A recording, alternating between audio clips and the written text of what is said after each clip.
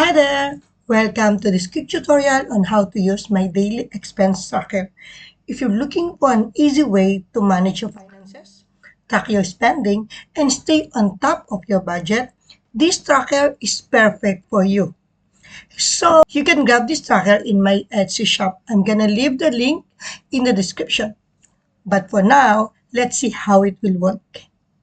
So guys, after purchasing it, you can download it in your laptop, in your PC, in your tablet, in your iPad, even in your mobile, as long as you are having a spreadsheet on it. So by default, you will be here in the dashboard where everything is automatically. So you don't need to touch this. So let's just jump to the month of January. So here guys, by default, you can see I put the saving here because I know that all of us is having a saving for the last year or for the last how many years of our life. So let's just suppose I'll just keep here like I saved like 20,000 for the last 2024. So you see guys, automatically the saving comes here, 20,000. And even here in your yearly, you can see it. It's automatically showing at 20,000 over here. So, and you see your yearly savings is automatically here.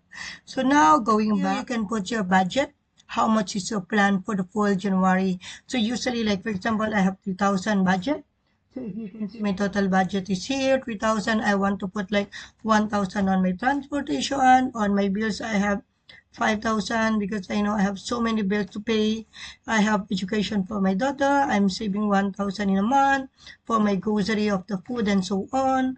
I put 2,000 for my entertainment and my family's entertainment. I just put 1,000 for fines in case I will have. I will just put 500 on it. And of course, for the health, I'm putting the 1,000 budget for this. So basically, guys, so if you will see, or is 14,500 your total budget is mentioned here. At the same time, you can just see here also in your dashboard, automatically your budget is written here as a 14,000. So here also you can see 14,500 for your annual budget because because you just put in the month of January. So here guys, going back here, so for example, in the month of January to I receive my salary. So I can just put here like income.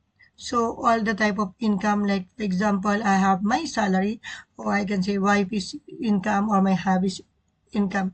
Suppose my husband is having 10,000 salary monthly. So I can just put here, so automatically your balance is 30,000 now. So here you can see 20,000 for savings and additional 10,000 for the income. So automatically you can see the savings and your saving and your income over here in your chart. Then you can see here as well as here, your income for the month of January is 10,000. Again, going back here, you can put it like, for example, on the same day, I have to pay for my housing.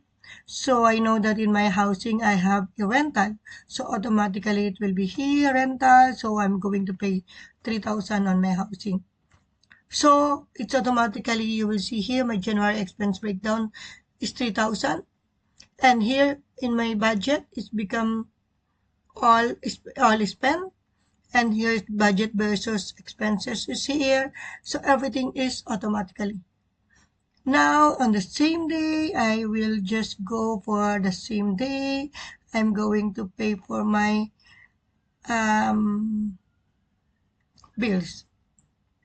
So what is my bills? So my internet, I'm going to pay for my internet, supposed to be, it is 500. So everything is automatically your saving, your income, your expenses is here, guys. So see, for example, you are having a 5,000 budget, but you spend as of now 5,000. So you have so much left with you. But suppose I realize on the same day I have to pay for my additional bills. I have to pay the electricity, and from 500 I want to pay 1,000 for it. So if you see, my bills come to 1,500. So on and so forth, guys. So guys, if you think that something you want to add it, like for example, in my transportation, I just put here public transportation, fuel, gas, toll gate, and then I forget to put the parking. And so you can just simply go to categories. And under the transportation, you can add here parking. You can parking pay. So once you type here the parking pay, it will be automatically, it will come here parking pay. So again, I forgot to add something like you are having a, you are paying or you're using a rental, car rental. So car rental payment. So you will see here automatically here you can add the car rental payment. So on and so forth, guys. So guys, assume like suppose you purchase it here in the month of February and you forget whatever you've done for the last full month of January. So I suggest you just simply put your savings of 20,000 and just put some roughly idea how much to put here so that it will be automatically how much you're saving for the month of January. It will be automatically will come here in your saving for February. 25,000 is here because of all your savings from this month.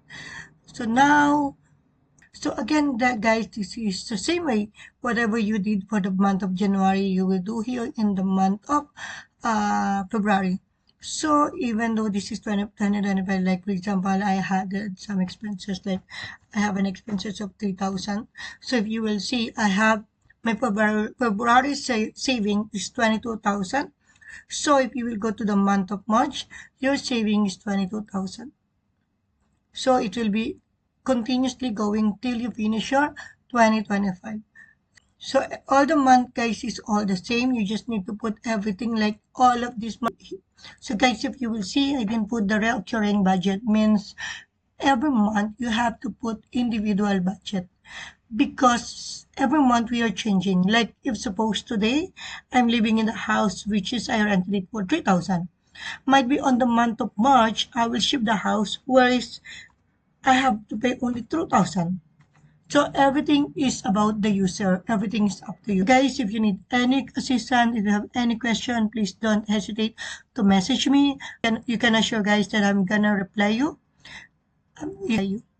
So please keep in touch and I hope you will understand and you will like this daily expense tracker that I made especially for you. Thank you. Bye.